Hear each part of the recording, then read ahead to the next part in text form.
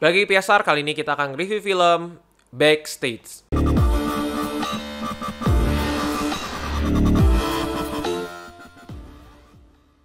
Backstage adalah film musikal Indonesia yang dirilis pada akhir tahun, tanggal 30 ya, jadi menjelang tahun baru. Diperankan oleh duo Presila Sister, Vanessa Presila dan Sissy Presila. Film ini bercerita soal gimana cara kedua saudara ini survive dengan menjadikan Vanessa yang secara tampilan tuh artis-able banget, tapi suaranya nggak oke. So, untuk bisa Vanessa ini bisa jadi sebuah pemain film atau artis, dia harus jadi penyanyi dulu nih. Cuma dia nyanyinya suaranya nggak sebagus sama kakaknya. So, kakaknya, si Sissy Presila ini harus jadi kayak penyanyi bayangan lah gitu. Mirip kayak 20 Pounds Beauty, cuma secara story berbeda jauh. Oh ya, by the way, Vanessa tuh memerankan orang yang namanya Elsa, kalau si Sissy itu sebagai Sandra. So, singkat cerita, film ini warm banget. Film keluarga yang menghibur, entertain, warm. Chemistry di antara kedua kakak adik ini juga ya terlihat dengan sangat baik ya, of course karena keluarga, jadi mungkin actingnya lebih gampang. Tapi sayangnya di sini Sissy ya memerankan karakter ya sama persis kayak Millie di AADC atau ya kayak Sissy pada umumnya gitu. Gue tidak melihat ada dimensi yang berbeda dari karakter Sissy ya. Kalau Vanessa Presila di sini sebagai Elsa berhasil ya, gue ngelihat bener-bener karakter yang berbeda dari Milea dan film-film Vanessa sebelumnya gitu.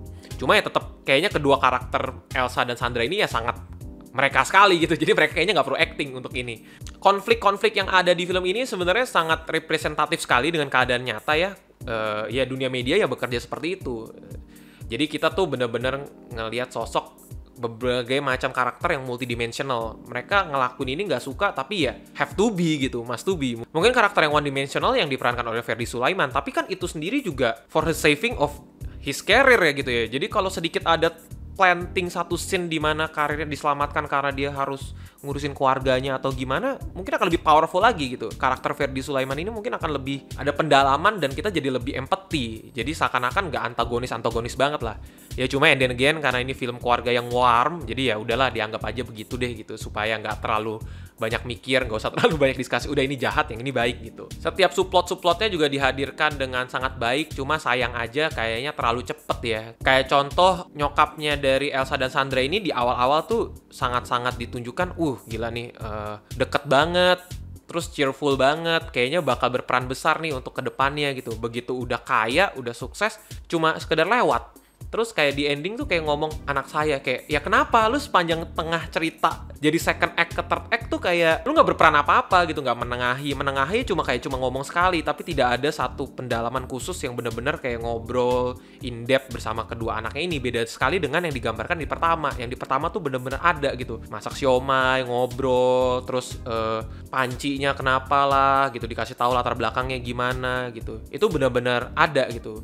Tapi di third act tiba-tiba ada satu scene cuma ngomongin soal bokapnya and udah selesai. Padahal ya kayaknya menggampangkan aja gitu suatu masalah yang kompleks ini. Sebenarnya filmnya klise banget ya, cuma film ini tuh meski predictable tapi enak aja gitu ngikutin. Gradingnya juga enak. Mereka nge-grading film ini juga nggak sekedar asal grading aja, bener-bener dipikirin moodnya. Jadi pas lagi mood sedih, gradingnya langsung dibuat muram durja gitu. Begitu lagi happy, cari sinematografi dan tone yang bener-bener bright banget gitu. Bener-bener dipikirin sedemikian rupa sih.